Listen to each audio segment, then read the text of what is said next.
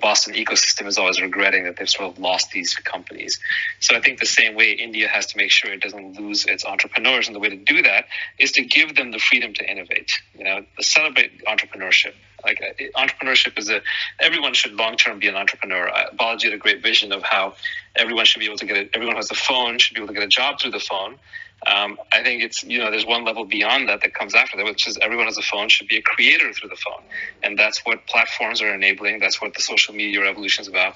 You can be a podcaster, you can be an author, you can be a tweeter, you can be a clubhouser, you can be a developer, you can create products, you can sell products. There's the old famous New Yorker cartoon with a dog on the internet, on the computer, and he says, on the internet, nobody knows you're a dog. Well, yeah, on the internet, nobody knows who you are, where you are, what you are. All they care about is your output. And that is incredibly liberating for a country that's so large and has such a good English-speaking population, that I think that, India can win. It just has to it has to remove shackles. There's nothing to add. There are things to take away that are in the way of people who want to create things. Celebrate creators. Enable creators. That's right. And I think, so that relates actually to another question here by Bishesh, who asks, right now, SaaS startups are big in India, like Katabook and Paggerbook, but do you think we need technology startups in India like OpenAI, Crypto, and VR? Also, how do we come up with new technologies like these? So for those of you who don't know, Katabook and Paggerbook are like, payroll management and personal ledgers. So here's the thing, Elon Musk got started with Zip2. Right. And there's absolutely no shame whatsoever. And in fact, there's good things in doing the blocking and tackling SaaS company. If that's your passion, or if that's what you're good at, you should go after that. And there's no shame in it whatsoever. You don't have to try to, like push the frontier of AI. In fact, if you get a win under your belt and you've got some capital, then it makes it easier to take a bigger swing with the next one. Go ahead. Okay. For a second, it was just a few examples. Sam Altman, before he did OpenAI, I think his previous company, he was president of YC before that, but his company before that was Looped, which was the locality social network. Balaji already gave the example of Elon Musk before he did Tesla and SpaceX. He did Zip2, which was like an online Yellow Pages. Boom Aerospace, the founder Blake Scholl, before he did that, he was doing a commerce-based iPhone app. Kyle Voigt, who did Cruise, before he did that, he was doing Twitch. So it's a natural progression for entrepreneurs, and I would argue even for investors, which I'm seeing myself, is we all start out doing the quote-unquote easy stuff, the financial stuff, the SaaS, the consumer plays, etc. But eventually we get bored of that. We all want to do something bigger with our lives. And so that's when we start going into rocketry and aircraft and crypto and VR and so on, and AI. And so I think this is a natural progression. You just got to work your way up the chain, do all the SaaS stuff to your heart's content, make a lot of money, gain a lot of expertise, and then go looking for meaning. And then you'll create the next level of things. I think that's right. And I think in particular, there's just zero shame in doing the basic India clones. That's fine. Go and do that. Knock yourself out. Execute on that if you're good at execution. And then the next step will be obvious once you've got that first win. And that first win is actually pretty hard to get. So don't underrate it. Yeah, I was saying it's funny because right now there's like that, dude, where's my flying car meme, which is like we were promised flying cars, but instead we got 280 characters or 140 characters. And there's some truth to that, but at the same time, we're going to get our flying cars. Hey, we have drones that are flying overhead. How long before those things are carrying larger and larger payloads? Will it carry humans all the way? Maybe not, but there's lots of other electric plane companies coming. We have electric cars, we have rockets. If you can look at like Bird and Lime and so on, that electric scooter revolution, that's a bigger deal than people think. I mean, one of the big problems with a developing country like India is you just have horrible pollution and traffic. But you can see how over time that in the West, a lot of non-electric vehicles are being replaced by electric vehicles for not because they're cooler or necessarily even energy saving or cleaner. They're being replaced just for performance and cost reasons.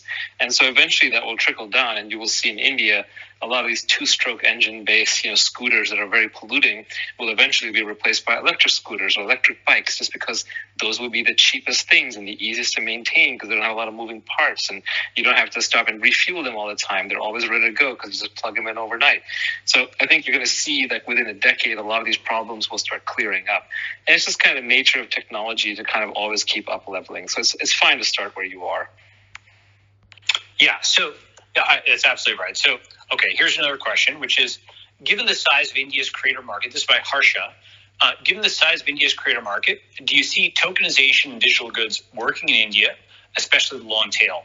Well, so, I mean, as we've said a few times, like the fact that India, took a sort of rearward-looking view on crypto has unfortunately set India back on this. And that does need to be, like further addressed. But broadly speaking, I do think that digital everything will work in India. Rajiv Mantri's posted some great charts of UPI just going vertical. But what's interesting is yes, of course, India is an important market and it's an important source of users, but I'm actually most interested in India as a workforce, right, on the producer side rather than the consumer side, because I think that's actually where the maximum arbitrage is. You have all of these really smart people who are finally able to contribute on, the global internet and get paid for it. And then on the other side, you've got the folks who can outsource the work or remote the work because you can put it overseas. And so that is something where there's $1 trillion arbitrage to be done there. So, India's market is important, but India's workforce, I think, is even more important. Naval, your thoughts? Yeah, I was actually thinking we can kind of switch formats here. We've been here for an hour and, we're talking and reading stuff off of the Google spreadsheet forms, but maybe it's fun just to start inviting a few people up, let them talk for 30 seconds and then bounce them back, and then we'll decide whether we want to answer or not. Great, go ahead. I want to do a little high risk, so I'm just going to randomly invite people up. You're going to get exactly 30 seconds, and then unfortunately I'm going to bounce you even if you're in mid-sentence. Go for it. All right, the whole thing is flashing by. Why don't you invite someone, anyone that catches your eye? I'll let you choose first victim. Okay, 1 sec.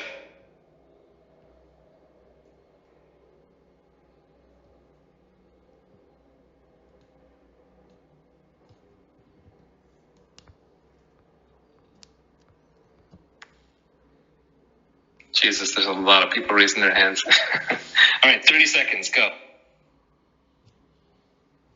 Avery, you're on the air. Yes. Sorry, what should I say? Ask your question. You raised your hand, right? Yes.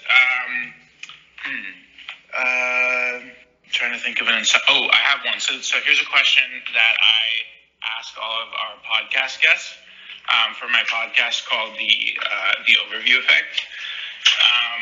So I'm just curious, what does the overview effect mean to you and why? Okay, that doesn't apply to us. Thank you for playing. So that doesn't make sense. That was good, clever marketing for your podcast, but we're not falling for it. Kushi, you're on the air. 30 seconds, go.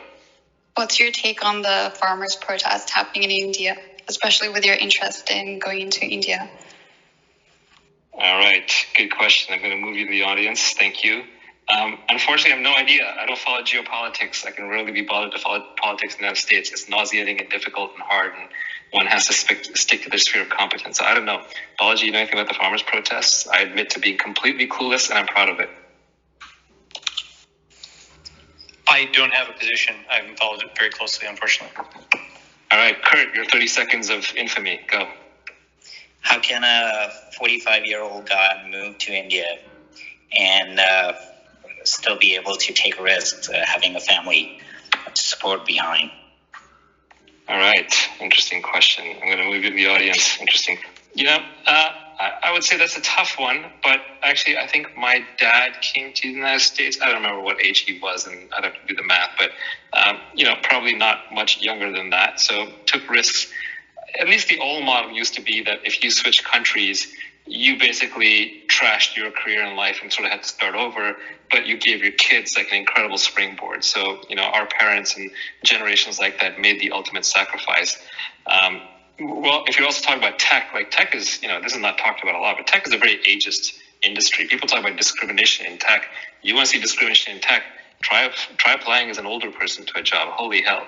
So I don't think it will be easy. My guess is that the best way to do that is to do that as a representative of some kind of a US or Silicon Valley based company that is high quality and expanding out into India.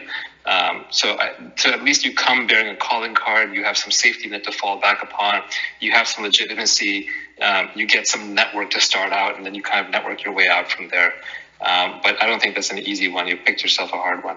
All right, Keith, your 30 seconds, go. Hi, Balaji. Hi, Naval. Thanks for this. The Indian diaspora is quite global. And you mentioned a couple of countries throughout this hour. I mean, are you looking at sort of investing in Indians, particularly India, or you don't care? I'm just kind of riff on that a bit, if you don't mind. Thanks. Thanks, Keith. Gonna move you out. I don't care Indian, non-Indian, where they are, where they aren't. India, I'm not doing Indian investment because for some patriotic, nationalistic reason. I mean, sure, there's probably a little element of that, but I don't want to overplay it. India just has a lot of really smart English-speaking people from a culture that I'm familiar with, and it is probably going to be the most ascendant country in the world over the next few decades, both through a combination of improving policy, capitalism, rule of law, sheer numbers, English-speaking, STEM education, and just raw ambition. So I think India's in a good trajectory. Now, would I invest in like an Indian entrepreneur elsewhere? Sure. But you would have to factor in what country they're in. Like, for example, if they're in one of the Middle Eastern countries that are not known for supporting innovation, then it's going to be a much, much harder bet. So each case is unique. Balaji, you have any thoughts on that, or should we just go to the next one? All right, I'm just going to keep going. Balaji, you stop me if you want to say something. All right, Anand, you got 30 seconds. Let's do this. So you guys have a very good and unique backgrounds, and you guys became this popular figures, but if you were somebody like me coming from a very middle-class background from India, but you have a deep passion for solving climate change, you don't have a huge network to do it, you don't have a huge capital, you don't have a rich family to back you up or any sort of access to it, how would you go about solving that? All right, I'm going to move to the audience. That just seemed like a litany of excuses. No offense, but like if you knew where Balaji or I started from, none of us had network or capital or anything. We had literally nothing. And networks are irrelevant. Capital is irrelevant. You know, people talk about like the reason to become a billionaire so you can like change the world and implement your agenda. That's BS. What changes the world are ideas. What changes the world are compelling people with compelling ideas. It's not money. Most billionaires are boring. They don't even know what to do with their money. Most billionaires look at they're buying like basketball teams or they're going on CNBC. That to me is a complete waste of time. That's not changing the world. Ideas are what change the world. Have a great idea and execute. What separates the winners from the losers, the people who deserve to get backing, is the ones who execute. If you're executing and you're doing a good job, people will back you. I mean, if you care about climate change, then start working on it. Do something, and don't just complain. Don't just be an activist. Like actually do something. Like Nassim Taleb says, you must become an entrepreneur. It is the moral thing to do. Who's done more to solve climate change than anybody else? I would argue it's Elon Musk. He did things. So go do something. Next, Amog, 30 seconds of fame. Hi. So what's your take on data annotation or data generation for AI as a source of income for millions of people? Especially for NLP, because language is something that everybody knows, right? Balaji spoke about jobs reaching you on your smartphone. It's just that what if those jobs are micro jobs? For example, describe what you see in this image, right? And then that data is used for training AI. Let me take this. Sure. I'm a huge believer in this. I did earn.com, and if you've seen scale.ai, which is doing very well. And, Cameo is also like a different kind of microtasking thing. I think tasking is going to be not $1 billion, but $1 trillion probably this decade, where basically the combination of the work plus the search algorithm to find the person who can do the work plus the crypto or digital currency to pay them is going to be huge. And I also agree that essentially labeling and training machine learning algorithms is like the new white-collar, blue-collar job. We might come up with some name for it, but because anybody can do it with zero skill from anywhere in the world, you should be able to actually scale that out everywhere, and then you can make some money by doing that and then level up and potentially get more skills. So I'm a huge believer in this. By the way, before I couldn't unmute because we were getting so many notifications that I couldn't even hit the unmute button, but go ahead. That's hilarious. I would add to that, I would say it's a great way to start, but my definition of a shitty job is one where a computer's telling you what to do, and a good job is where you're telling a computer what to do. So even though you can start out by taking orders from a computer, eventually you better learn how to give orders to a computer. And the way to do that is by being creative, by understanding code and mathematics. So, don't skip arithmetic day. All right. Agree with that. Anwar, you're up. 30 seconds, please. Thank you. Hi, Naval. Hi, Balaji. Naval, you mentioned investing in deep tech, and recently I've been obsessed with nanotechnology, and I've been confused as to why it hasn't been getting the attention I think it deserves, considering the potential of it. So I'm curious to hear both of your opinions of it, and kind of as an industry as a whole.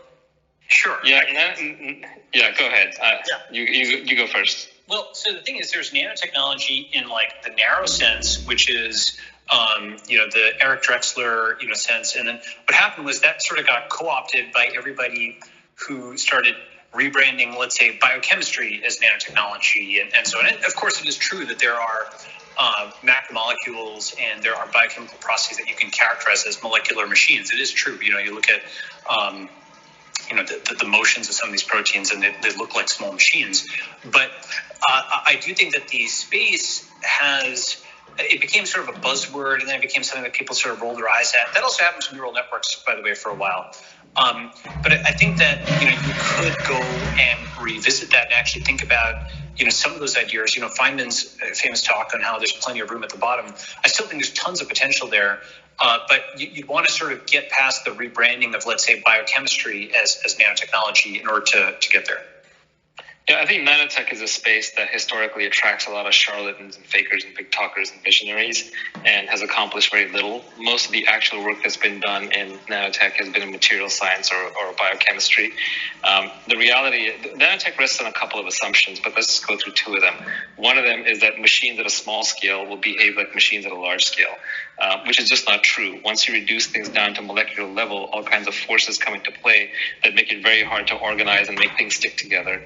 And the second is that we can build replicators at a small scale. We can't even build replicators at a large scale. There is no machine out there that will build more of itself. It doesn't exist other than humans, living organisms, right? We haven't been able to build a machine at a macro scale. Why do we think we can build replicators and jump straight ahead to a micro scale where it's much, much harder because of stiction and various effects and forces that come into play at those levels? So I think that space has just attracted a lot of charlatans. Not to say that there hasn't been real work done, but it is so far and few between that I fear they've trashed their reputation for decades to come. And real nanotech innovation will come from some other field, some other group of people who don't call themselves nanotech people. All right, Sonia, you're up. 30 seconds. Hey, Naval. Hey, Balaji. Okay, so my quick question is that, somebody who's in the audio industry and somebody who's been producing a lot of audio content for brands, and now looking at apps like Clubhouse and so many others pop up in the audio first space, what do you see is the future of audio? And if I could actually go a little deeper, maybe podcasting as well, what do you see will be the future of this industry? I think podcasting and audio first is going to be monstrous. It's going to be huge. It's going to be much, much, much bigger than people realize. Podcasting has already become so mainstream that you could argue that more people get their news and opinions and kind of their daily talk show content out of podcasts than they do out of television. Certainly for people who are smart and on the ball, that's already true. And podcasting is just massive. Now, something like Clubhouse, I think could be even quite a bit bigger. And the reason is, why am I on Clubhouse instead of doing a podcast right now? It's interactive. It's so easy to create the content. It's so easy to interact with the audience. It's so easy to build followers, so easy to publish, so easy to have conversation, community. Clubhouse is probably the first time on the internet where I have seen instant community building form. I credit my brother Kamal, who's floating somewhere in the audience, with this observation, but he was like, wow, people are actually meeting with each other and hanging out, and they're going through the full range of emotions, and they're connecting with each other. That's huge. If this was video, would we be doing this? Probably not. You'd have to get the lighting right. Like, how does my hair look? What am I wearing? Oh my God, what time is it? It's dark over here. It's light over there. Do we have the bandwidth for this? Even Zoom feels very, very heavyweight towards this. So I don't think platforms like Clubhouse are sort of like one of yet another platform. I think these are going to be mega platforms. I wouldn't be surprised. Now, this is going to sound insane, but I wouldn't be surprised if Clubhouse actually ends up bigger than TikTok. Why? Because TikTok TikTok, although it's video and it's fun, it's engaging, a lot of people consume it. The difference is TikTok is still very hard to create. The barrier to entry to create on TikTok is very high. You walk into a clubhouse, anyone can jump into a room, start chatting with people. If they have something interesting to say, somebody else can jump in. Now, it's hard to create compelling content. The number of people who can riff extemporaneously on many, many topics and kind of be interesting to listen to is not that large. So there is a power law distribution in the outcomes of people that you want to listen to.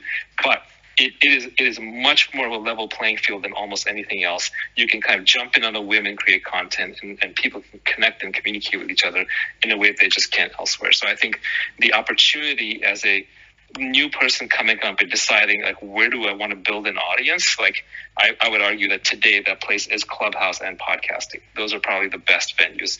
Podcasting, what I love about it is it's open, right? You can't get deplatformed. You can't get kicked off. You can run your own advertising. You can publish across many, many formats. Clubhouse is obviously more controlled and more limited, but on the other hand, Clubhouse, like Twitter, is a place where you can explosively grow. You can talk to people. You can have rich profiles. The publishing is so trivial. The content creation is so trivial. I think these are like the best platforms to build followers on.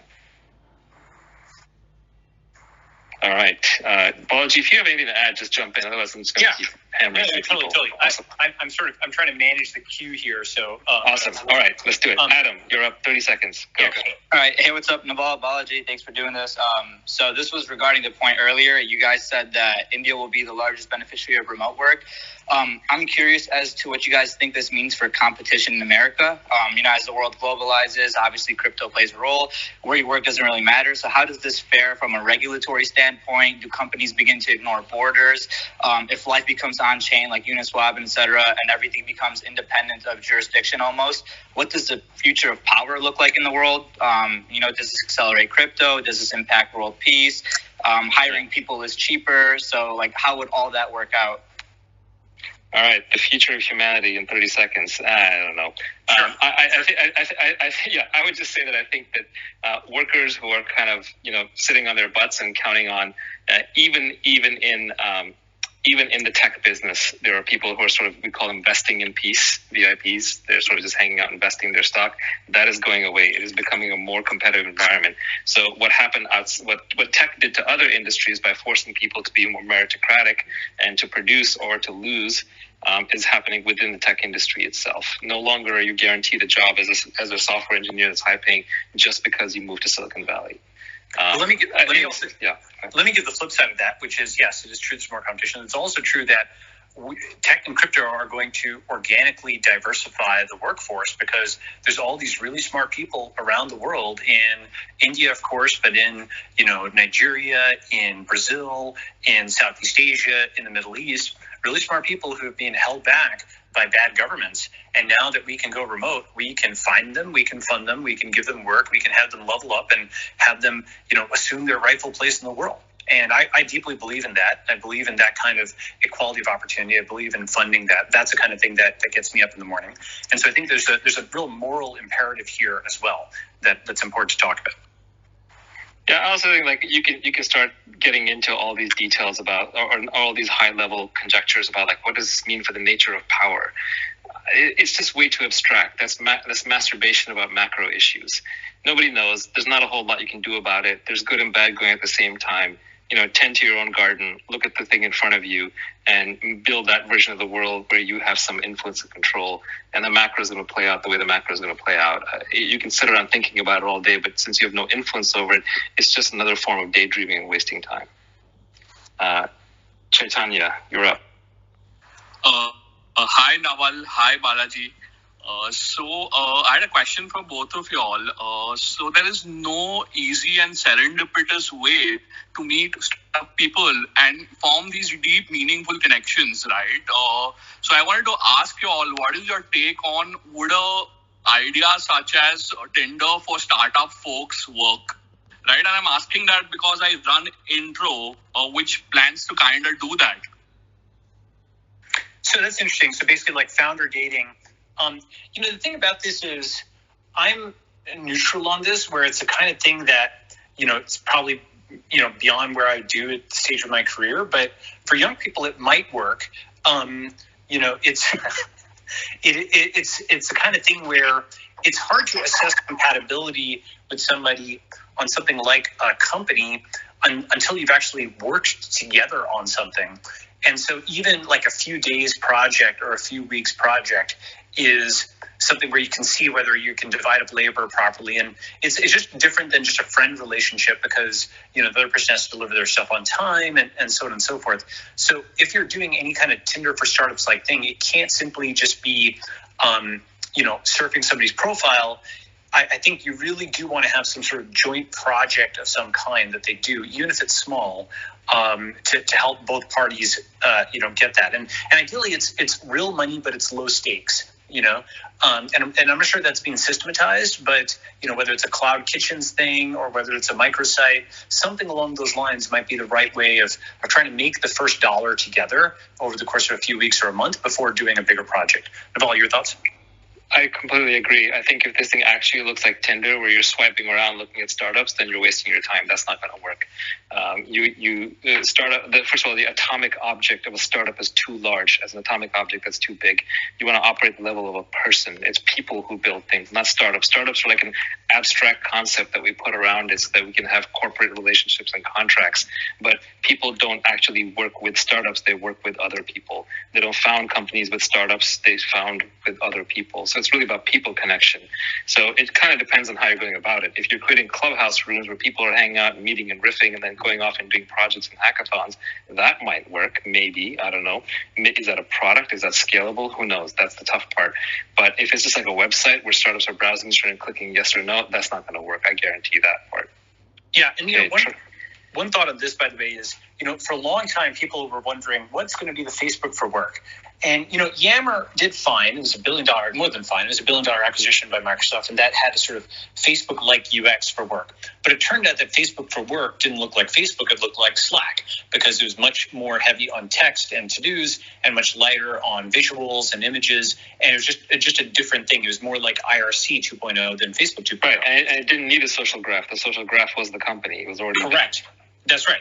So basically going from first principles, what I think, you know, now just thinking about it a little bit, you know, while Tinder for startups makes sense from the standpoint of just instantly communicating the concept of founder dating, I think something like Gitcoin, Gitcoin, that's the kind of thing where I could imagine, quote, organic founder dating happening, where there's public tasks, they're paid in crypto, and people work together on them to do them. You know, and they're relatively small in terms of their scale, and you can get together with somebody organically. You can see if they can execute.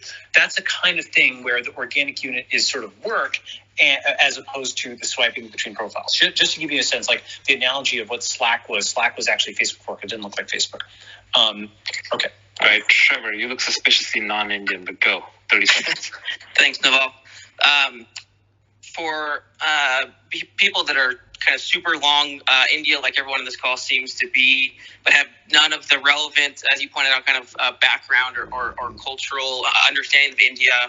How do we, Americans are so used to people wanting to work with us that I think sometimes it's nice to turn the tables to understand how can we make it easier for other people. And so for someone that doesn't have any of that sort of that knowledge or background, what would you say? Well, okay. When the pandemic is over, get on the plane and go to India. I mean, that would be the start, I would think. You know, if you have something to offer, go offer it in India. I don't know. I don't think there's a macro answer here. I think it's micro to each person.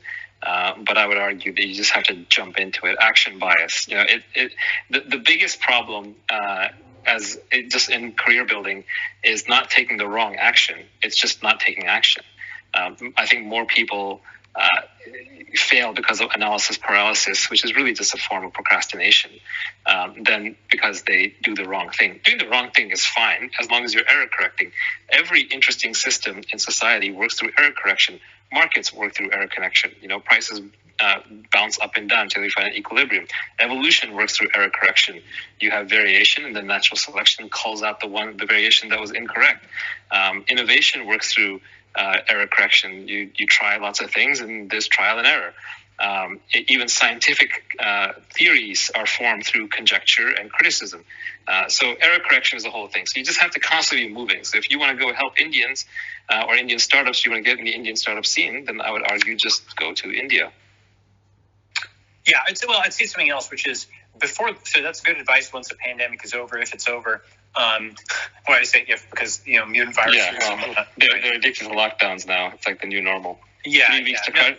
Remember, what week are we in to flatten the curve? I thought it was supposed to be 3 weeks, but never mind. Well, it's been flattened in the sense of if you go to Google and you search COVID-19 deaths worldwide, you see it's flattened to between 5,000 to 11,000 deaths per day. So I'm not sure if that's what people envision.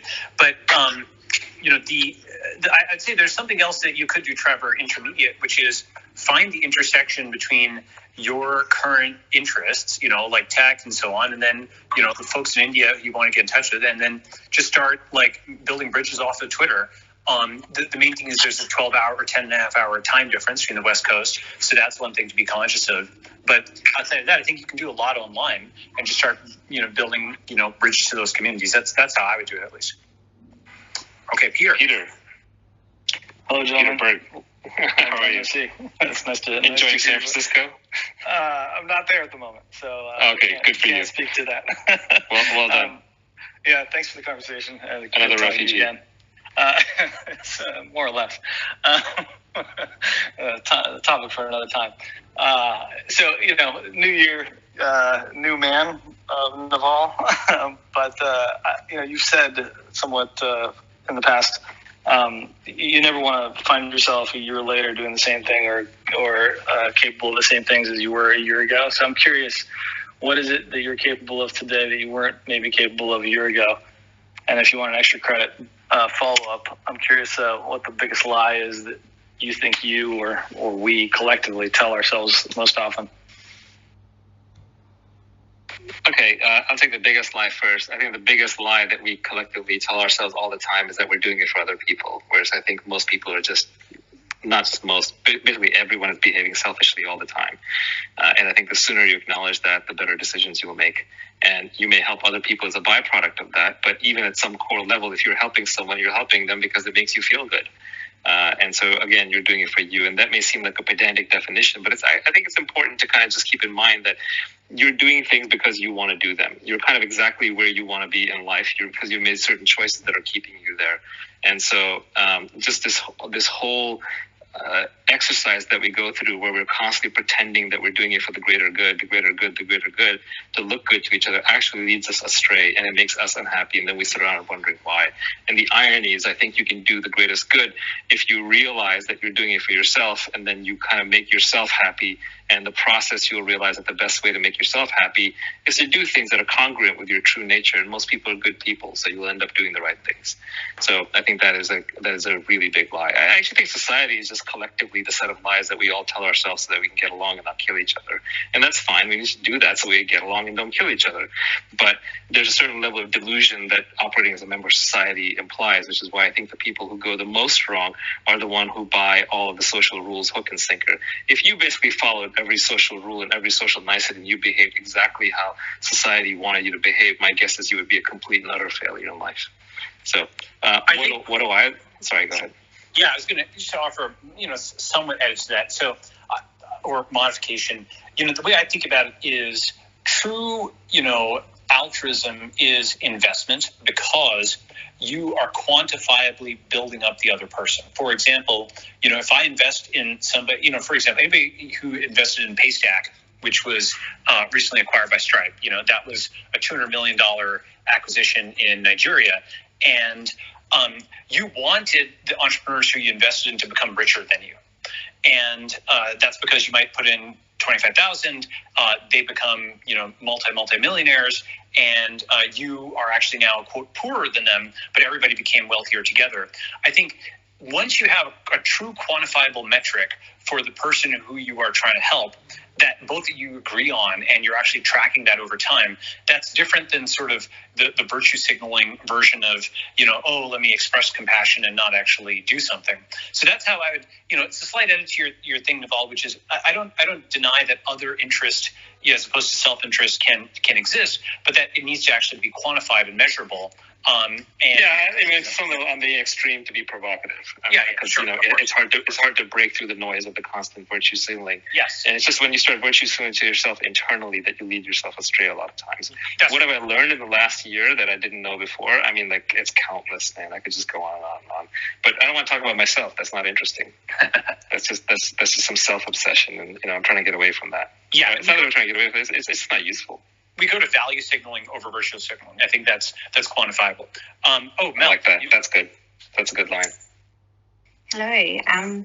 So at the beginning of the conversation, you said that this was kind of a sharing of established wisdom, and it made me think about, well, what role is the Indian education system playing in the rise of their ecosystem? So I was wondering if you had any insight into that, and maybe if they're doing something different, or if you can, that what you've seen outside of the region, and if there's any sort of obvious or not obvious levers that you think could accelerate that growth further through development of a different style of education system in the region. I mean, well, one thing is, in the U.S., the term tech bro is an epithet, whereas in India, at least to my knowledge, people still value STEM education. And certainly when I was growing up, that was a very, very big deal. Part of the reason is that engineering and science and math are things that are international, but part of it's also cultural. I posted this video. If you watch the trailer for Super 30, okay, and you just watch that, you realize that, okay, that's just a completely different mental model than where the East Coast of the U.S. is, where they're trying to find all these flaws in tech and so on, mainly because tech is competing with them. So I think there's a huge cultural difference where one civilization has seen its fortunes rising with technology, and the East Coast of the U.S. has seen the opposite, and so therefore they're structurally biased against it, whereas India is largely aligned with it. So I think that's there, and then that's upstream of everything else, including education and so on. Though, of course, the value of a technical education has been there in India for many decades. That's my take on it. With Naval's. Yeah, I was in the Indian education system for first couple of years of my life when I was going to school in India as a little kid, and I remember it being very rigorous. I remember it being very focused on learning and very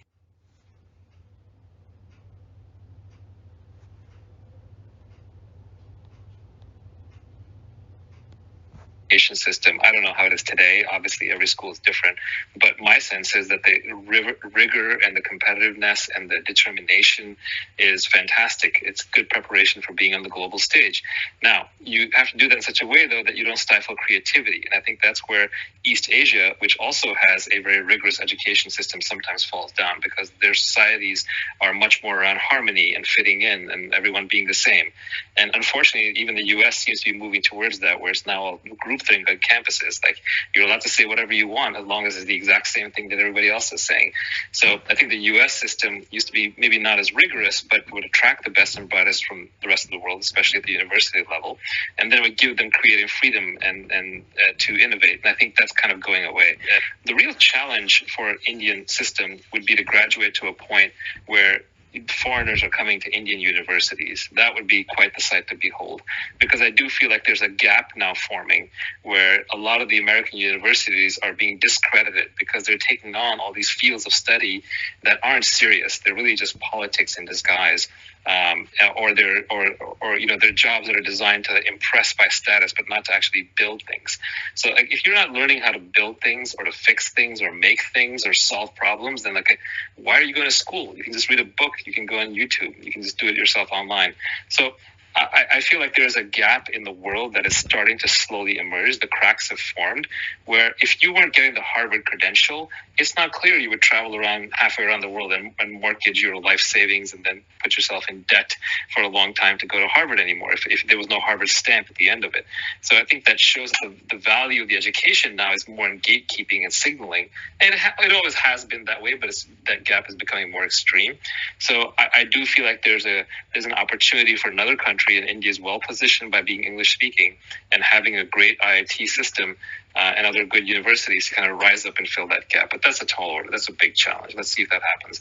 I do also think a lot of education will move online, and that's really where primary education is happening. People who really want to learn, people who are really smart, they're autodidacts. They don't have to be told to go to class. They don't have to be told to take an exam. They don't care about their grades.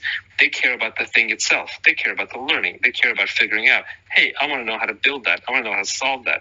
I want to know how that works. So they're following their own natural, genuine intellectual curiosity. And that's really the only way to learn. And so I think most education that matters is going to move online, and offline is about credentialing. Even online, credentialing is going online, Lambda school.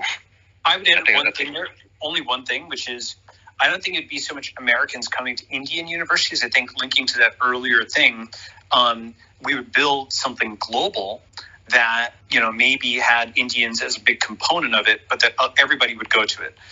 So I think that would be the right approach as opposed to... Yeah, I think you're right. Yeah, you're right. Future emerging university and education is all going to be online. But it'll probably start with a lot of Indians. Wherever you find a successful education system online, I wouldn't be surprised if the plurality, the single largest nation state that's represented are Indians. That's right. And I think it's interesting. I saw this comment on Reddit a while ago where just, some kid in college was remarking how the way that they figured out what was actually going on in their lectures was finding a YouTube with an Indian person explaining it. And I laughed because I was like, oh, that's an interesting generalization that seems to be common, among a lot of college students nowadays. So I think you're right. India culturally values education, is going to be a big player here, and that's going to be a big part of the near-term future. Linda. Thank you for this conversation. I'm joining from Kenya in Africa, and there's a lot of Indian, influence in education. Lawyers train in India, and also a lot of medical tourism goes to India. And so I have two questions. One is on, lawyers in the Bitcoin space. What would you recommend for a lawyer to? What meaningful contribution would they make in the crypto space? And two, there are a lot of Africans on this call, and I know the interest, especially from the African startup ecosystem. You compared Brazil and Nigeria, and I'm just wondering what contribution could be made around remote work from Africa as you tie it in with what's happening in India. I'd really love the comparison as you made of India between 2000 and comparing it to the US ecosystem. Thank you. Great. Thanks, Linda. Thank you, Linda. So go ahead, Balaji. Yeah, I'll respond to both this. So going to the second one first, I think, the global smartphone build out is important because that's what gives everybody, the smartphone as a skyhook, that gives everybody this individual opportunity to at least plug into the global conversation and figure out, where their skills and talents are best suited. So that's like V1. So if people don't have a smartphone, that's the very first thing to do. Then like V2 is, making sure connectivity is good, making sure that, that there's folks there who, they have laptops or Chromebooks or whatever the cheapest kind of thing is. These are the obvious basics. Beyond that point, I think a very important thing that's just opened up is time zone arbitrage.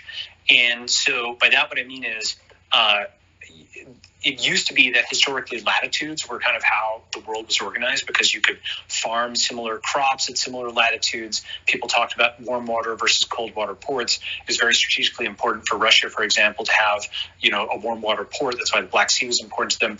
And that's still important. But I think another thing that's now become much more important are longitudes. This observation is not original to me, but folks can actually more easily collaborate if they're near the same longitude, plus minus 2 or 3 hours. What that means is that South America, Latin America is much more important to the U.S., places like Brazil, for example, because you can work from there while being in the same longitude as the U.S. And it means that Africa has a whole new set of opportunities where folks don't necessarily have to migrate to Europe. They can get potentially a much better job because they're on the European time zone. So I think that would be an important concept to start thinking about longitudinal arbitrage, and whether that means setting up remote work centers or marketing towards that. There's lots of different things you can do there, but that's a macro concept to dig on. And then to your first question about like kind of crypto law, I do think that the next Yale law is basically going to be something focused on smart contracts. And I think that what everybody, because what it does is just automates away so many different aspects of civil law. Rather than having an unpredictable judge, you have a very predictable compiler and a very predictable, virtual machine, whether the Ethereum virtual machine or others, that can actually execute what you're at least telling the blockchain to do, even if that's not what you meant.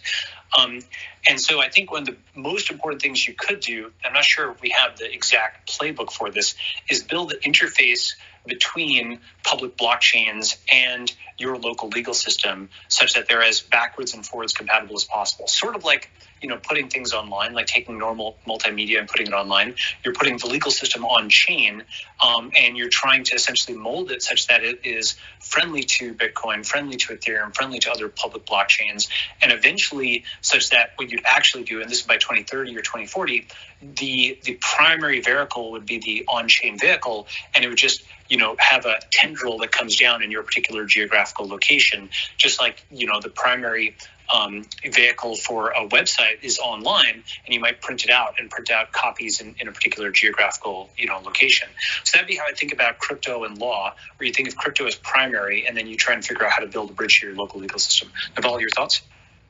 Yeah, if I were in law today, I would run with open arms into the crypto ecosystem. Nobody else needs smart lawyers as much as the crypto ecosystem.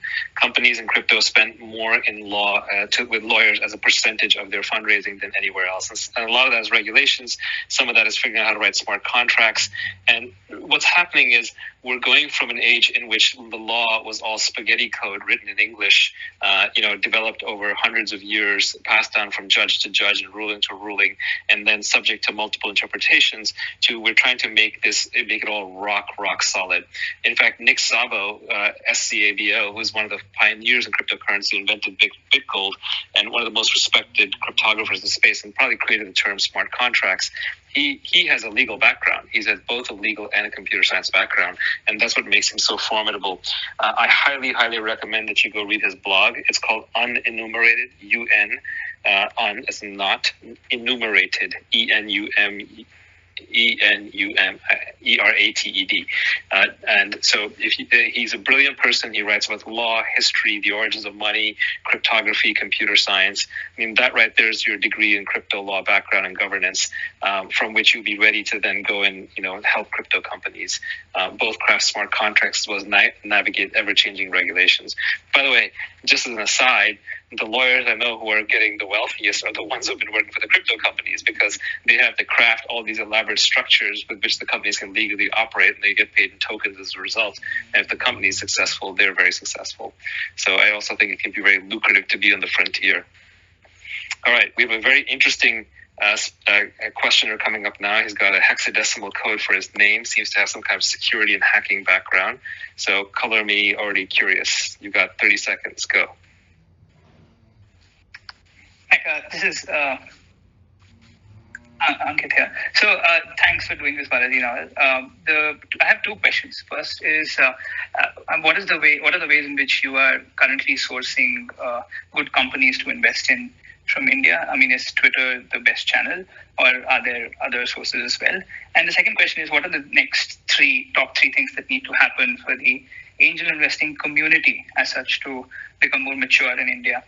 Because I think you did throw some light on this, but what are the other things? Oops, sorry, I bounced you a little too fast. In any case, we probably shouldn't be asking 2 or 3 questions, got a bunch of people. I would say, actually, let's stop adding more people to the queue because it's already getting pretty late. We want to get through everybody who's up here. Yep. So I'm sorry about that, folks. You can stop raising your hands. We're going to go through the current queue, and then we're done for the evening, or evening my time, afternoon India time. So I think the question was what can we do to foster the angel investing ecosystem? And what was the first one again? It's late here. Why don't we just go with that one? I don't remember the other one, actually. Go ahead. Yeah, exactly. Okay, it couldn't have been that great. Sorry, no offense. Okay. Oh, yeah. How are we sourcing companies in India? That was the question. Was it over Twitter or something else?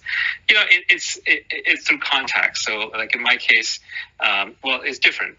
One is sometimes it's Twitter. It definitely happens. But if someone sends a random tweet at you, you're just not likely to even see it. So on Twitter, it's going to be a relationship. Relationships are slow, long, painful to build. And the worst way to build a relationship is to try and build a relationship. So when someone says to me, like, hey, I want to build a relationship with you, I want to run in the other direction as fast as I can. And I think most sane people also want to do that, because we know that when someone explicitly tries to build a relationship, there's always a hidden angle or purpose, and those are not real relationships. So if it happens in Twitter, great, that's serendipitous.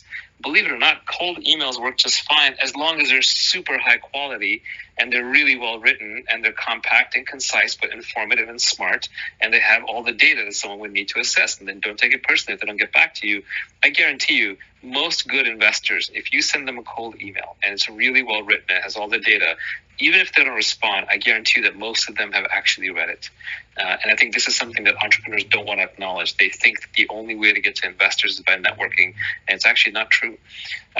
So the other way, of course, is through the network. But when I say the network, it's usually you have someone who's really trusted that you know and you like, who votes with their own money. Usually it's an angel investor who says, hey, I just put 25 or 50K into this deal.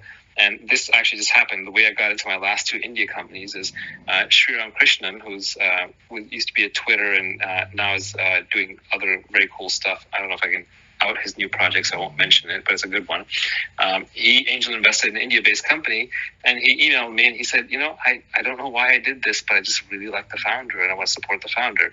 And the space had me curious, so I dug in. I did a couple of Zoom calls, and then I made a commitment to invest. And then as part of that diligence that I was doing, I was talking to all the people in and around the company, and one of them was a professor who had helped develop some of the core technology. And I was talking to the professor, I was like, I really like this guy. This one's a real deal. He's really smart and really interesting, and I'm learning a lot from talking to this person. And I really just want to see him succeed in whatever he does. So I said, okay, you're an advisor to this company. What are you up to? And he said, well, I have my own company, and this is what my company is doing. So I dug into his company. I liked it enough that I ended up investing. And then from there, I'm going to slowly branch out. So it's when you wander into a new territory, you want to very carefully establish your safe zones, your exits, where you can drink the water, what food you can eat, and all that. So you're kind of scoping out the territory, and that's kind of what I'm doing. I'm basically established a foothold and I'm slowly walking out from there. Yeah, I would say one other thing, which is, this is something which people talk about, and it's often talked about in such a way that it sounds vacuous, but the concept of adding value, like when I was early in my career, one thing that, I realized is that even like if you put yourself in the shoes of a wealthy person or a powerful person, of any kind, most of the things in their inbox are people asking them for money or asking them for this or asking them for that. And look, that's fine. That's part of the job or whatever. It's reasonable. But what really stands out are those people who are adding value. And now you might say, well, how do you add value to someone who's a billionaire or a millionaire or whatever? Well, the answer is often just like an interesting blog post or an interesting link or a fun reply on Twitter or something like that. You basically are adding value. And so you're adding value to the interaction. And that means that person wants to add value back because they may be really rich or powerful or whatever, but they're still human beings. And so just that concept of going in, and of course that also flips onto the investor side as well. The reason that VCs always talk about, how can I help and, adding value is because, from the VC perspective, investment is often quasi commodity. And so it's only if you're adding value that it's, that your check is valuable, right?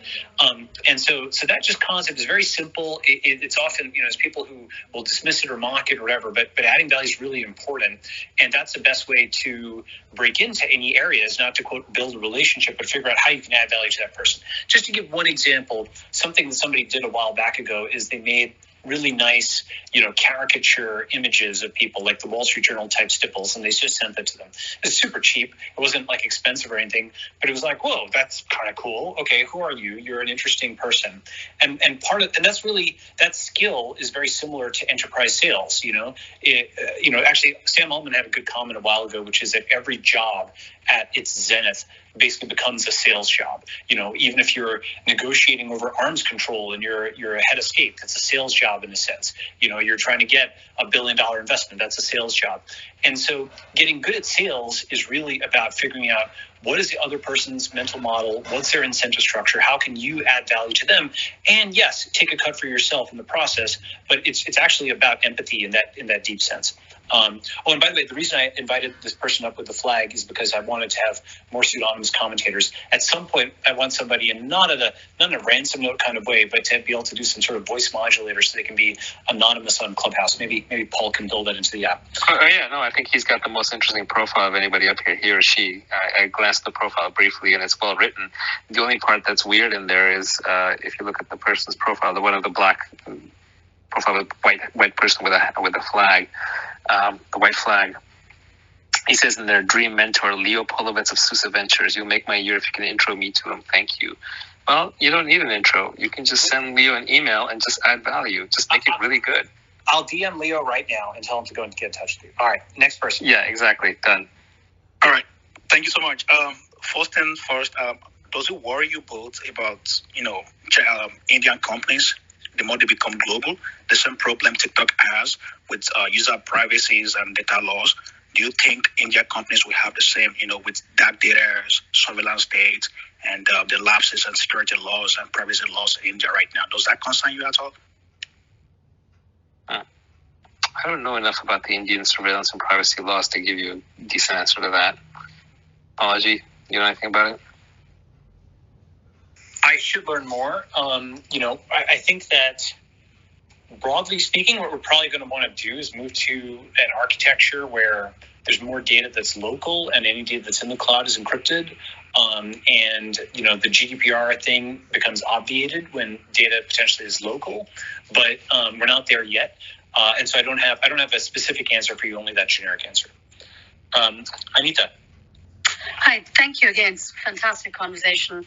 My quick question is, given the convergence of the acceleration of all of these technologies happening, that's massively driving automation, and if India starts actually, instead of using human labor, actually start going towards automation in the same way, where the full utilization of these technologies can work, what happens to the people? There's going to be a huge temporary issue the government or someone has to manage, and that could also be an opportunity. But what are your thoughts on abundance of humans who have not much utility from a skill-based perspective in the short term? I'll take that. Yeah, I think you were clever in mentioning it's in the short term, because in the long term, it's not an issue, right? In the short term, there's always automation going on. Automation is always and everywhere happening, and it's constantly causing people to shift jobs. And the rate of change of that is accelerating. And frankly, the only way out is the same answer as always been, it's education. So we have to get past this myth that people can't be educated outside of formal schools or past a certain age. And I think the simplest solution is everybody has a phone now, and the phone is access to education. Maybe what the government could do is sort of guarantee basic minimum internet access and connectivity from a phone or a tablet, and the rest can be delivered online. Then you could literally have a small group of entrepreneurial education companies that can reskill people all the way up the stack. There's always new jobs being created. Technology and automation destroys jobs, but it replaces them with opportunities, and those opportunities are there to be creative. And the Luddite view of the world that we're all going to be unemployed because we invented electricity or cars or steam engines or airplanes or eventually self-driving trucks or what have you, it's just always turned out to be wrong. So the burden of proof is on the people who are claiming that automation is going to steal all the jobs. It's not. It's going to replace them with opportunities. Yes, it's tough on the people who are being displaced. Yes, they have to be reskilled. But we don't have to go to four-year universities or redo K through 12 anymore. We've got computers, we've got phones, we're all online. Everyone can be taught. The single best teacher in mathematics can teach the entire world. Salman Khan can get up there and give one lecture in math, and everyone can absorb it. Maybe it's be translated, but that's about it.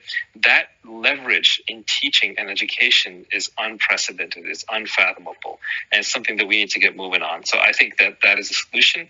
It'll happen to some extent by itself, but definitely we can accelerate it. Looks like I'd say one other thing, which is basically that I do think that in the medium to long term, if the 1800s was farming and the 1900s was manufacturing, I've tweeted about this, but I think that in the 2000s, in the medium to long term, the most common profession becomes, quote, investing. And that seems counterintuitive, because, how can everybody make money while investing? Well, the first, millions of people are becoming investors thanks to fintech and crypto. Second, the dollar values are going down. Third is, and this is more subtle, if you think about it, much retail is basically arbitrage, where you are going and buying, let's say, a bulk order of water bottles and then selling them at some markup.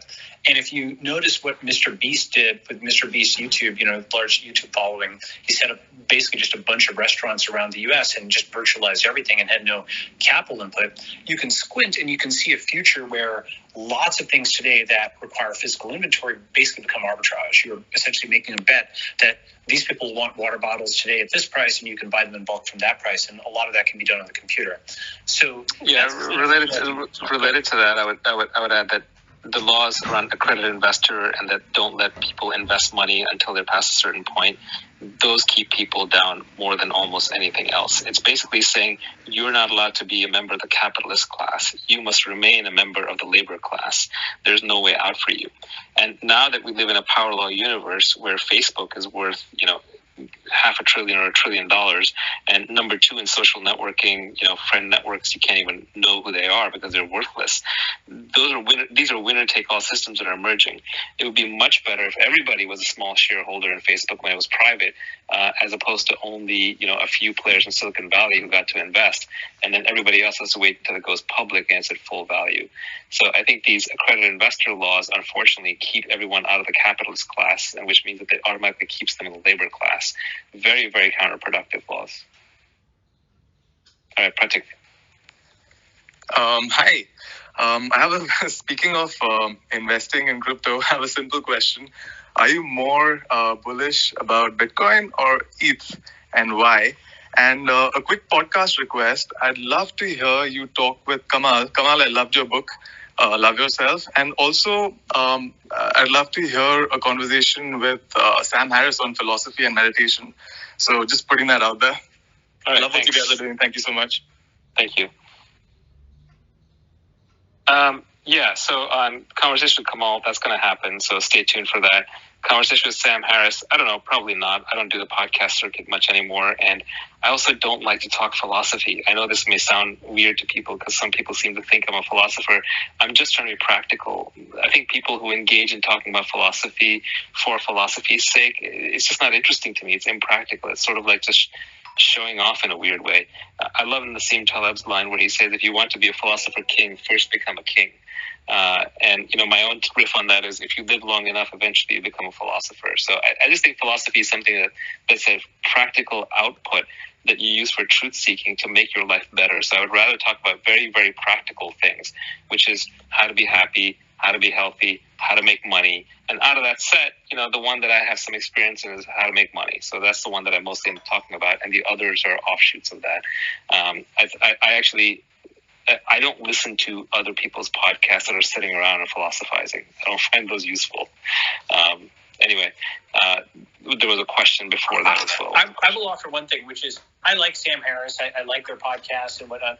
I like Sam Harris, but I just don't like talking philosophy just for its own sake. Right. It's weird. I think, on that topic, I think it is one of the reasons a lot of folks end up sort of sounding like philosophers or whatever on Twitter, I would argue, is because you start out and you are basically the solo engineer and you're just building everything.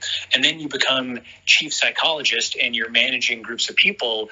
And at that point, people haven't changed that much in 2,000 years. And so, the classics and, all that type of stuff become valuable. And doing a startup is so hard that, all the stoicism type stuff where everybody wants to take a piece out of the CEO every single day. And, when it gets to the CEO's desk, if you've got 365 employees, the most important thing for them every year is, the thing that's so critical to them is now their big issue, but it's just your Monday and you have to deal with it. And so that just happens all the time. And so you start to go to this sort of Zen detachment where, this thing can take 5,000 hits a day, more than a normal person can. And that's why you start to see a lot of entrepreneurs and founders talk about philosophy. And I have a simple solution for people who want to be philosophical. Go and get yourself almost killed. and you realize that, okay, nothing that you're afraid of otherwise doesn't really matters, and there aren't really any other consequences, and it sort of chills you out. I mean, yes, startups are really hard, and I've been in very difficult situations as startups, but it's not like we're trying to avoid getting eaten by a tiger. It's not even the same level. So it's just a matter of perspective. You can get a little too obsessed, too caught up in your own mind, spinning around, ruminating, competing, and just kind of getting caught in a very small environment where you think that things that actually aren't that important are really important. Ahmed, you're up. Memento mori. So that's it. Memento mori. Just tattoo it on your forehead, and then look in the mirror. Exactly. Basic question. Young people have heard this advice more than they'd like to hear, but we're encouraged to go to exciting zip codes. So traditionally, it's been a New York, an SF, a place where you find your tribe, like-minded people, all of those things. In a world that's changing and we're moving more to remote, how do you think that will play out? And just it's not a follow-up question, but also putting into perspective that a way for young people to do that has been to go to a Stanford or a Harvard or one of these places where it's more likely to get a tribe. But what do you think, in a world where we can learn everything on the internet and we can connect on Clubhouse and Twitter, how do you think that's changing, if at all? Thanks. Yeah, I know, Balaji, you have some very specific thoughts on this topic. I mean, I think my thoughts are kind of more obvious, which is like, yeah, you can do some of it online, but it's also nice to do it offline because you maximize serendipity, especially in a world with asymmetric outcomes. So if you can expose yourself to positive asymmetries, especially early in your life, that has very good results. Magnet towns are a thing for a reason, but a lot of it is moving online. Yeah, I think 2020 was the year. This is actually Dan Gross's one-liner that I think is actually really good. 2020 is the year that the internet really started, and my kind of riff on this is the year, or last year was the year in which the digital became primary. So everything gets done digital first and physical second. It's not that physical isn't valuable; it's that physical becomes the premium product. For example, if you have the Zoom meeting and that's the free version, and then the expensive in-person version is still valuable, but that's the paid, like $10,000 flight and multi-day stay and so on and so forth. And so everything gets done digital first, including socialization, where an in-person meeting with somebody is actually like, it's a premium product. It's something which, yeah, of course, it's still valuable. Everybody else says physical is still valuable, but physical is now the second choice. That's to say, digital is always your first choice for everything. And in any domain where that isn't true, it will become true because the cost advantages, the speed advantages are so much better. I mean, just in terms of socialization, for example, it is, I maintain, I don't know how many different contacts every day. And you just literally could not talk to that many human beings in person. But, I've got like 200 windows open. I'm just tap like this, and not in an intentional way. It's like, take a look at this link, take a look at that link. What do you think about that? This looks cool, etc. And so online is just the most efficient way of socializing. Nobody is offended if you speak to them for 3 seconds and then go back, whereas you cannot do that in person. So I just think digital dominates, and physical doesn't go away. It just becomes a premium product. That's a good perspective. Aaron, welcome back. Long time visitor. Hope you guys are both well. So you both were early and right on COVID and the potential impacts, and we've seen some of these already, right? More Zoom, DoorDash, Amazon, more remote work, relocation, rapid biotech innovation. But my question is, 10 to 20 years from now, what will we look back on and say this happened because of this global pandemic? What shifts are we not seeing yet in things like tech, biotech, geopolitics, financial crypto markets, etc.? You both sort of have a crystal ball. We just want to peek. There are tons. I'll let Balaji riff on this also. He's going to have really good opinions. I think there's a combination of things. I think we're in a second global Cold War now between China and the U.S. and possibly the rest of the world kind of combining in. China's brand is not doing well.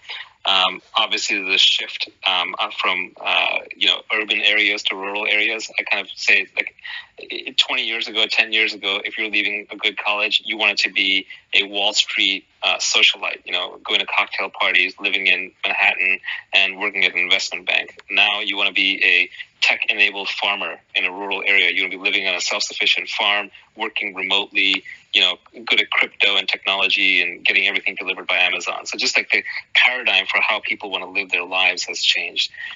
Obviously, there's been huge changes in the economy is currently being floated by the Fed. The U.S. economy 1 year later looks a lot more like the Japanese economy has looked for the last 20 years, where the Bank of Japan basically owns all the assets. And now we're in a level where the U.S. Fed owns most of the assets. The transition of acceleration to crypto is very profound. It has huge consequences.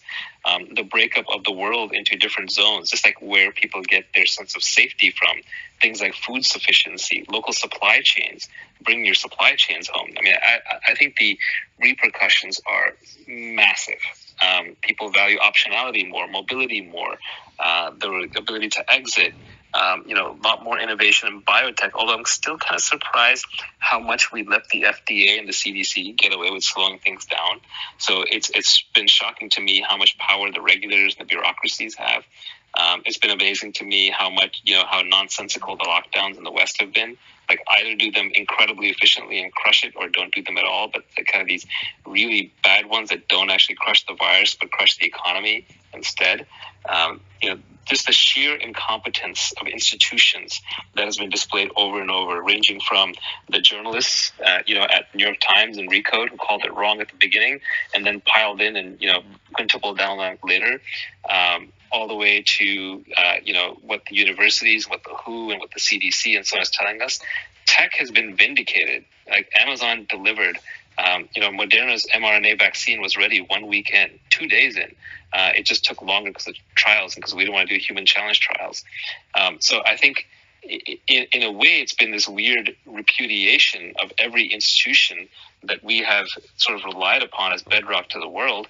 And it's been the acceleration of the individual, which is scary.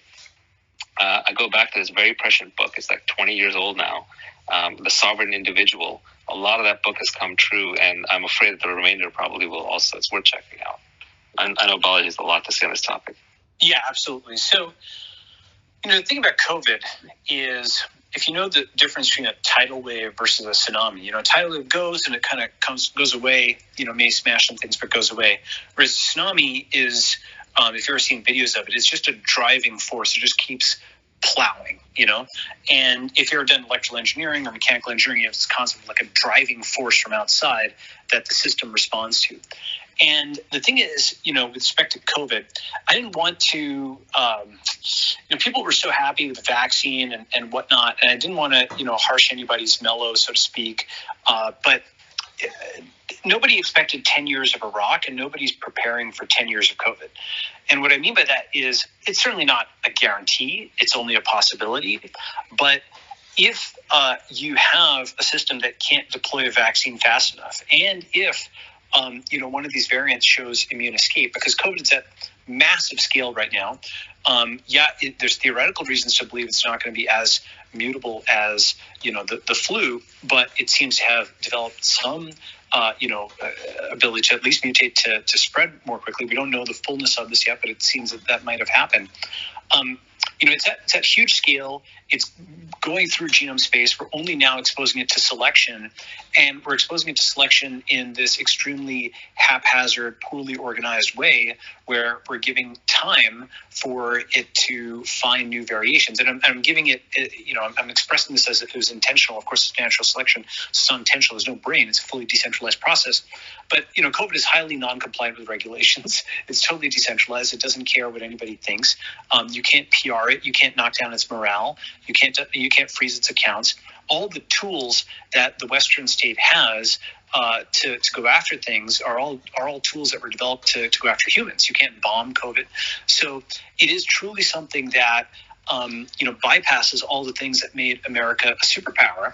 And in fact, I think that in the fullness of time, people are going to look and say 1945 to 2020, that 75-year period, 2020 is what ended America's reign as the global superpower for a bunch of reasons. One of which is, there's a Rolling Stone article actually that was pretty good from mid-late 2020, where I talked about how, this was the first time the rest of the world was looking at the United States with pity. people had looked at the U.S. with anger or other kinds of things, but aid was being sent to the U.S. Normally, you have something where there's videos of brawny Marines when there's a hurricane or a natural disaster of some kind, brawny Marines getting off a helicopter and handing out relief things and so on. And you think of that as such a obvious staple that you don't even realize that was actually that required some reserve of competence. But that's no longer there. The U.S. is completely over its skis. It doesn't know how to deal with this. It is true that technology has filled the gap. While every legacy institution failed, every East Coast institution failed, reporters failed and regulators failed, national, state, and local failed, police failed, public health failed, fire failed, and even schools failed, especially in California. All of those things have failed, but you did have Amazon delivering packages, and you had teleconferencing and Zoom, and you had Google Meet, you had DoorDash, you had obviously Twitter and so on. To while it certainly had its own Civil War aspects, it also delivered good information. And so the technological system stood up as all the legacy systems failed. And it's not over. COVID really, my friend Yaniv Ehrlich, who's a genomics professor at the Whitehead now, a software entrepreneur, tech entrepreneur, genomics entrepreneur. He's in Israel. He's like, this was just the end of the beginning, not the beginning of the end. So I think that's a huge thing. And the fullness of it, it's not even over yet. We're still in the middle of it. It may just drag on for years and years and years, and we may look at the vaccine as like a premature mission accomplished. What's going to happen potentially is the entire Western biomedical system will have to change to allow a deployment of a vaccine that gets within the OODA loop of the virus. OODA loop is like observe, orient, decide, act, this concept from, I believe, John Boyd in the military, where if you can just react faster than your enemy can, you get inside their OODA loop while they're still turning, you've already gone behind them and blown them up, And so... To Balaji's point, I think the FDA and the CDC were more complicit in the spread of this virus than we kind of blame them for, right? The problems seem to trail all the way back to, there's still been no good investigation of the Wuhan Institute of Virology, which is completely closed off and was carrying 8 different bat viruses. I'm not saying this thing was made in the lab, but they had 8 different viruses that looked a lot like it in that lab. Can we at least go take a look? When this thing got released, the FDA and the CDC bungled the test kits, and it prevented private industry from rolling out test kits for the longest time. And then on the vaccine itself, we didn't do challenge trials, which would accelerate the vaccine. And as Balaji is saying, if the thing mutates pretty quickly, which I don't think it will. Normally when these things mutate, I'm not a virologist, but normally when they mutate for greater infectiousness but lower fatality. So they kind of, because the virus wants to live too, so it kind of tends to chill out. Not always true, but directionally true. And this virus has some error correction in the RNA. So, more like the Spanish flu didn't keep coming back over and over again. Then again, it is possible because we're creating selection pressures through 1 dose of a 2-dose vaccine and so on and so forth. But anyway, if that does happen, then I think we're really going to want to get rid of the FDA because that's the thing that's in the way that's preventing us from doing very fast turnarounds. Again, the Moderna vaccine was ready in less than a week. And in fact, now it's taking us a long time to manufacture these things, but it's because we've been manufacturing them to a fail-safe spec that works in peacetime.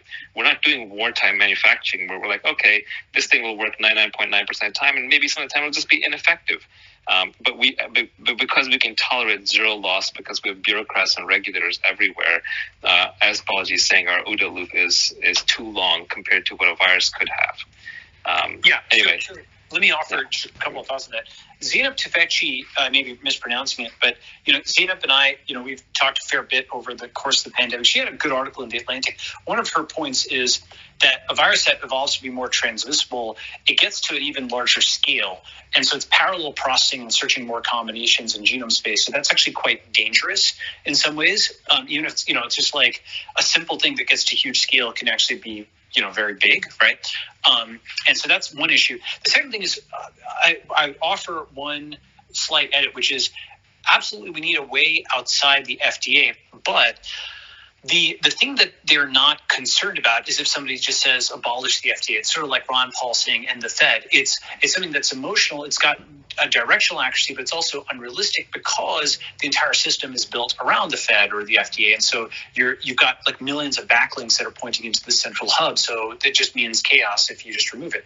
However, what does work is something similar to what worked with Bitcoin, which is exit the Fed, exit the FDA. So allow people to opt out. Now, the thing is, this actually already exists in many forms. For example, there's many pathways outside the FDA. Right to try laws to allow you to use drugs. In fact, the very first patient in the U.S. That was treated in the NHM with COVID, I believe they were to get remdesivir under a right to try exemption that hasn't been well documented, but reading between the lines, it looks like that happened.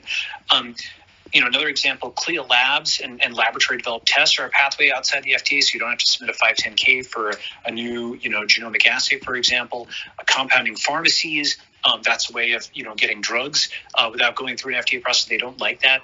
Off-label prescription by MDs, you can prescribe a drug for a purpose, a drug that's been approved for purpose A can be prescribed for purpose B without going through another, FDA process. And then most importantly, countries which aren't harmonized with FDA.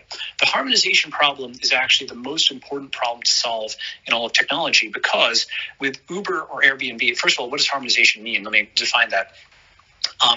If you're a small company, you might outsource your login to Facebook.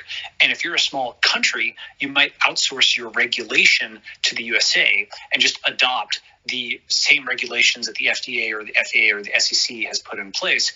And, maybe with some tweaks you translate or whatever, but that's why people talk about, the Czechoslovakian FDA or the Polish SEC. They have local analogs of these American agencies. This is one of the most important ways by which the U.S. has a global hammerlock on innovation. The reason that's important is most bureaucrats who are employed at these agencies are not actually subject to either elections or markets. That is to say, they weren't elected and can't be fired. They have career tenure. There's something called the Douglas factors, which you can Google, which show the mechanisms by which you actually have to get through to terminate a federal bureaucrat. It's actually very, very difficult. It's sort of like the Miranda rights, except rather than the right to remain silent, if somebody is put up for being fired, for example, they just get a 90-day suspension. If it's a 90-day suspension, it's just a slap on the wrist. That means the manager who tries to go and terminate them is actually the bad guy, because everybody's looking at him as, how come you tried to get, Jim fired? Jim is still in the office. It's just a weird, awkward situation. So nobody ever gets fired. And that means that if you're running the agency, you're not actually able to terminate anybody or hire anybody. So you're not really even running the agency. It's the inmates have taken over the asylum.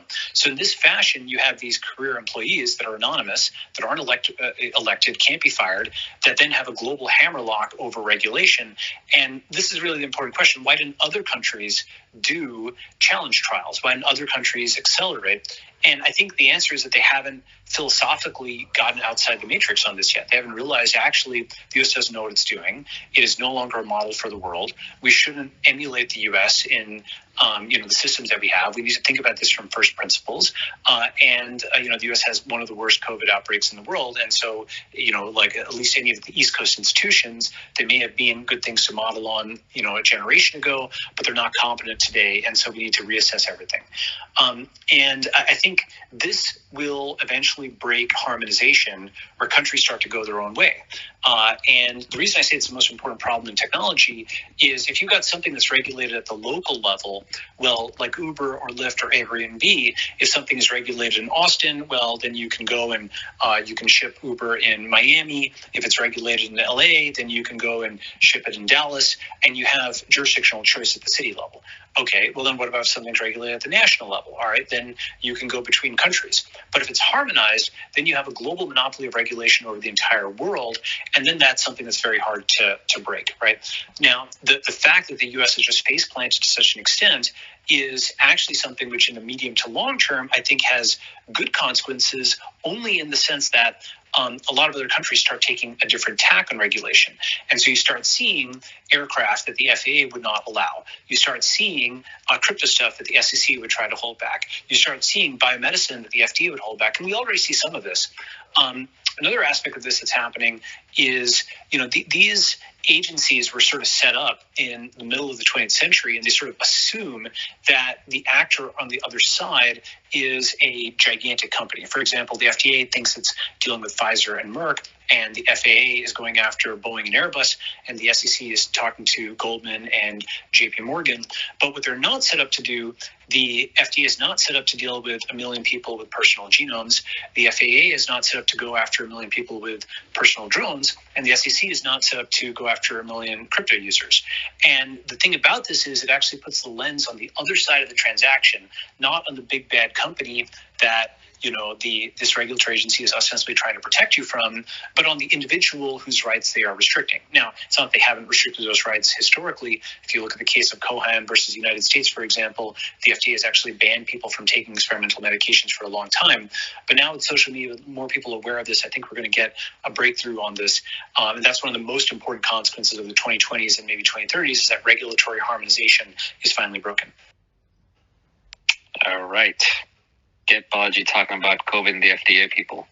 I don't know if most of you know, but Balaji was actually in the running to run the FDA, and I think they made a big mistake by not begging him to do it. It would have literally saved lots of lives, but I could have taken a position, but there are a lot of reasons I decided not to do it, and it's one of those things more easily than from the inside. That's my strong belief. Yeah, the closer I get to government, the further I want to be from it. Sharad, you're up. We're going to do lightning round. 30 seconds.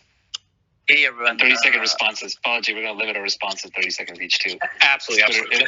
It's Twitter time. Go, Sharad. Balaji, to your point on internet in 2020 and Naval, your recommendation about sovereign individual, I wanted to ask, internet has made possibly a dramatic extension of markets, blurring the borders of nation states. The underlying logic of violence is changing as well in terms of pandemic hitting up and clubbed with internet. In that light, what are your thoughts about denationalization of an individual through increasing autonomy? And if this really happens, would that start in the West, followed by India, or simultaneously across the whole world?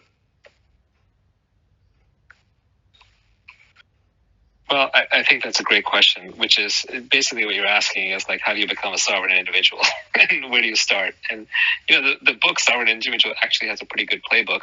Balaji has written a lot on this too, so I'll let him take over for most of this answer, but you can start wherever you are. Balaji, why don't you give your playbook? I know you've thought about this a lot. I think a very simple playbook. Measure your personal runway. Your personal runway is your savings divided by your burn rate. Most people think about increasing their income. Most people do not think about reducing their burn rate. And if you're willing to live like an academic, or you're willing to live like an early stage startup, the best way to reduce your burn rate is to find the cheapest place in the world that you're willing to live and then to move there. Teleport.org and nomadlist.com both have lists of these places. You can calculate it out. Obviously, COVID does complicate this because you're going to need, there's costs of tests and so on both ends. Immigration and so on is non-trivial. This was an easier thing to do in the pre-COVID world in some ways. But I think that, as vaccines come online, a lot of these countries are going to need financial immigrants to replace their tourism. And so I think that the personal runway model is a very important model, both saving in place and moving overseas to cut costs. Rahul, you're up. Hey, thanks for having me. My question is, as India goes through a transformation over the next 5 to 10 years, how do you think about the growth of tier 1, 2, and 3 cities? Like tier 1 cities like Mumbai and Bengaluru, they might have a higher cost of living, ton of pollution, quality of life in general isn't great.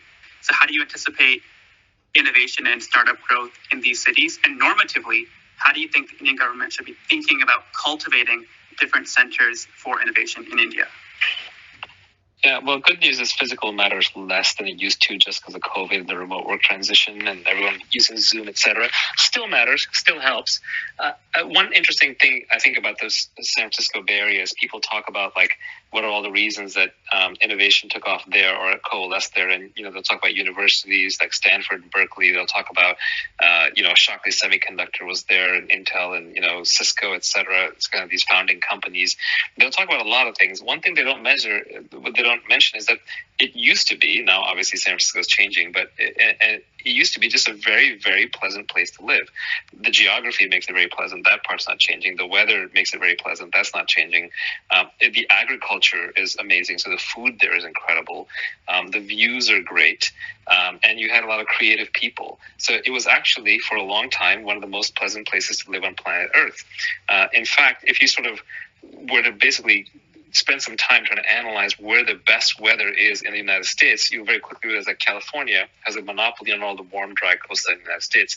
So I don't think that's a coincidence. And it's because tech workers are the most leveraged workers in the world. They can out-earn almost anybody else as a class. So they're going to, ceteris paribus, all other things equal, they're going to congregate in an area where it's actually very, very pleasant to live. So I think Mumbai and Delhi may have certain advantages just from critical mass and being large, but I wouldn't be surprised if the winning geography, if there is such a thing anymore in a post-COVID world, ends up being the one that is just physically very pleasant to be in.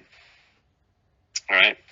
Unless Balaji wants to say something, we can go to Aditya. Yeah. Go for it. Very quick. So I think that it's a combination of things. With Teleport, we built a search engine for your location, and so weather is a factor, but regulation is a factor, and obviously like stability of the climate is a factor, and so on and so forth. Like are there lots of fights and communal violence, or is it more stable? So all those things kind of combine, and you'll have a different objective function as like a single person who's doing a company versus an executive with a scale company versus somebody who's got kids and married and later in life. So I think all those things combine. I will say that the most important thing is the bear is no longer the monopoly. And that I don't think is ever going to come back. And so you don't have to start in Silicon Valley, and then that changes everything. It's sort of like Microsoft's monopoly being broken. Yeah, it still might be a rich and powerful company, but it's not able to have the veto anymore.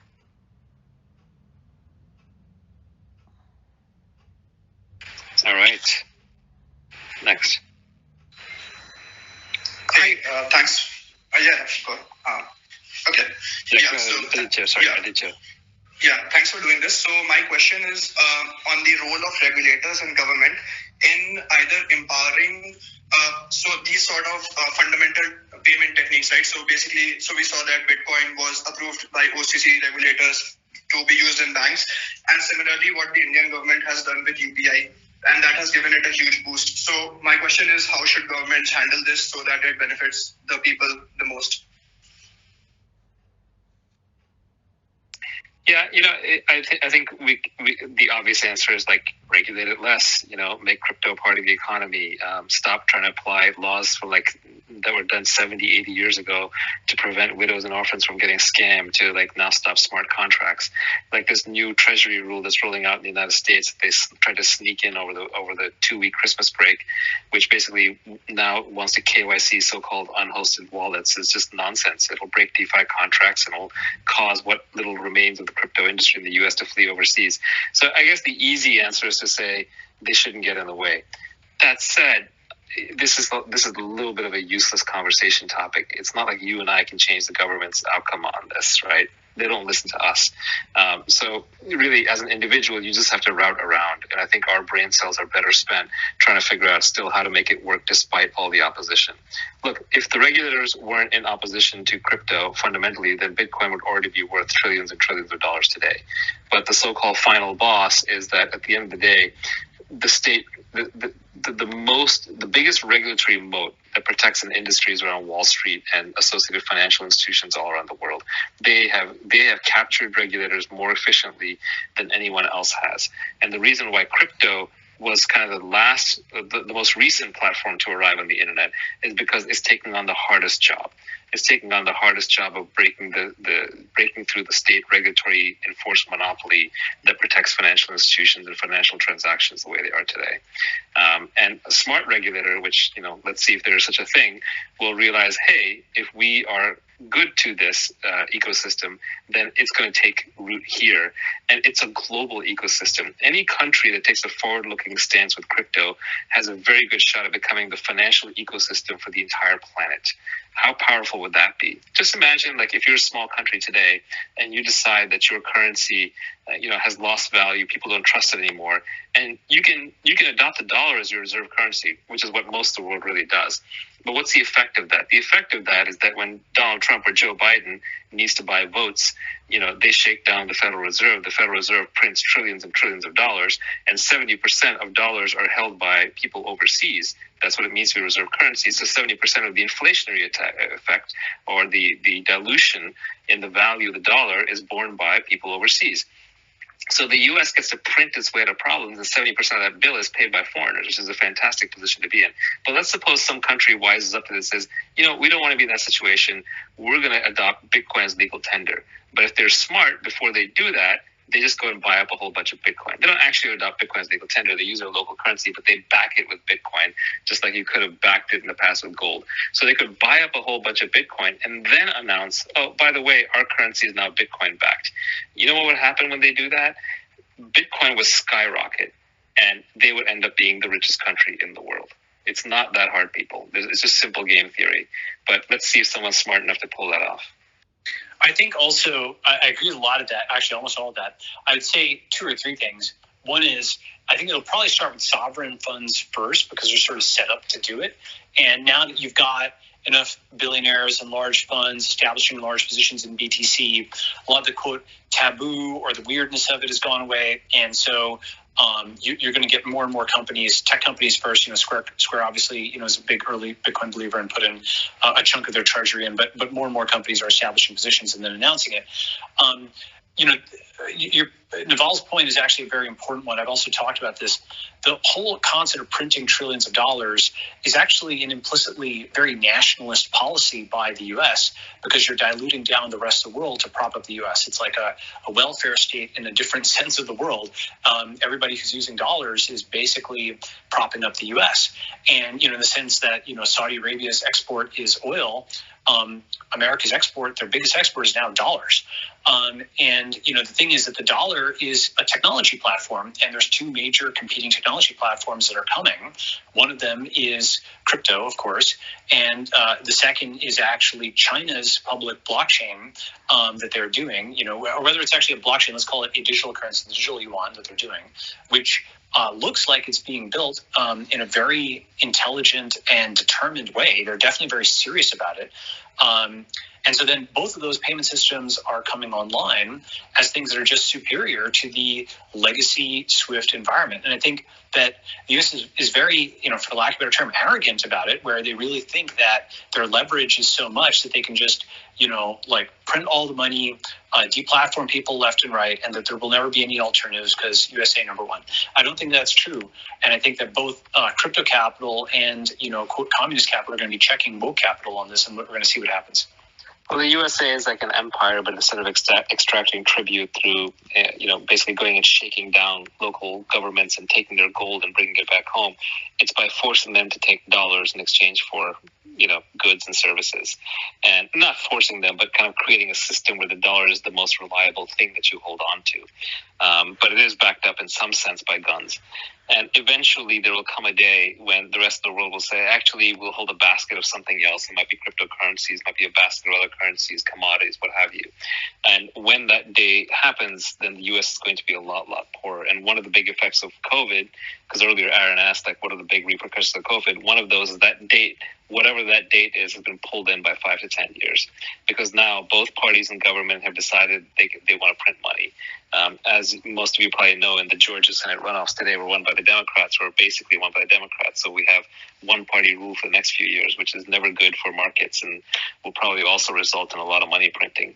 So it's not, it's not so much right now that crypto is booming. Yes, crypto is booming, but it's just as much true that it's the dollar is devaluing. And we're seeing that by financial assets are just skyrocketing. People are looking for safe havens from the dollar. That exodus has begun. And that's kind of a scary thing. When I see Bitcoin go up, I don't necessarily always feel great about it. It's like if you see your life insurance policy going up in value, right? You kind of hesitate and pause like, oh, good, my life insurance policy is worth more. Wait a minute. Not necessarily always good. So let's see what happens. Himanshu, you're the last caller. Congratulations. Thank you so much, guys. Thank you for pulling me up. So I have, in fact, a utilitarian question for both of you. Have you guys been able to solve the problem of time zone difference while you're working with your remote teams? I love it. Very practical, and Balaji has the solution for you. Fantastic. We end on a practical note. So, extremely important question. I don't know if there is a full solution yet, but the most obvious thing is you have time zone managers, right? That's to say, you basically only hire and you have folks report to folks who are within their time zone plus or minus 3 hours. And you identify a few jurisdictions in the world that are both good from a regulatory and climate and whatever perspective, and also from a time zone perspective. For example, those might turn out to be Costa Rica, Mauritius, Dubai, and Singapore, just to pick, 4 kinds of things. I think that's how it's going to work, is you're going to have time zone managers, and any remote team, you're going to want to be able to do simultaneous. And so that's going to be a cut that's going to be in everybody's, Twitter profile or Slack profile, rather, to figure out, who they can manage. By personality type, a lot of engineer types are night owls anyway. I know I'm a night owl, so that's also true. But if you want to do a coordinated session, it's useful to be able to be on the same time zone. For sure. Well, we made this work. We're all in very different time zones. So thank you all for coming, for spending your afternoon or your evening or your late night with us, whichever it might be. And we hope to see you again soon. Any final words, Balaji? That's it. Hope everybody likes stuff. We'll tweet out a few of the best questions, and if you didn't have a chance, you can just reply to me on Twitter, and we might RT some. Thanks, guys. Fantastic. Thank you, everyone. Bye-bye.